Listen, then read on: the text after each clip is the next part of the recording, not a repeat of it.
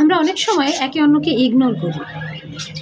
সম্পর্কের ক্ষেত্রে এটা সবচেয়ে বেশি হতে পারে এটা হাসব্যান্ড ওয়াইফের সম্পর্ক অথবা অন্য যে কোনো সম্পর্ক।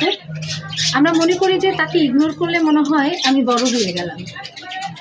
কিন্তু কথা হচ্ছে সম্পর্কের ক্ষেত্রে কখনই ইগনোর করবেন না। সম্পর্কটা দুই তরফা হয়। আপনি যদি মনে করেন, বিশেষ করে অনেক সময় ছেলেরা মনে করে যে ও আমার ওয়াইফ, সে আমার জন্য অপেক্ষা করছে, আচ্ছা সে অপেক্ষা করুক। এই যে অপেক্ষা, এই অপেক্ষাটাই কিন্তু আপনার পার্টনার বা আপনার যেই সাথের মানুষটা, সেই মানুষটার সাথে আপনার দূরত্ব অনেক বাড়িয়ে দিচ্ছে। কারণ অপেক্ষারও তো একটা ধৈর্য থাকে, অপেক্ষারও একটা সময় থাকে।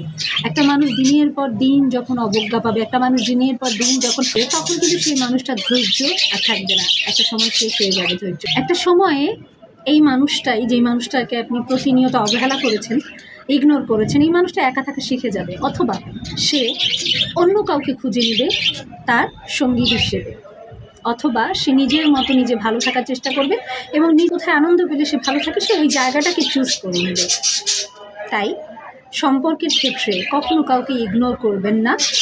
সবসময় সম্পর্কটাকে স্বাভাবিক রাখুন, ভালোবাসা দিন, মূল্য দিন, সম্পর্কটা টিকে থাকবে। না হলে একটা সময় আপনার সেই পাশের মানুষটাই আপনার থেকে একদিন অনেক দূরে চলে যাবে।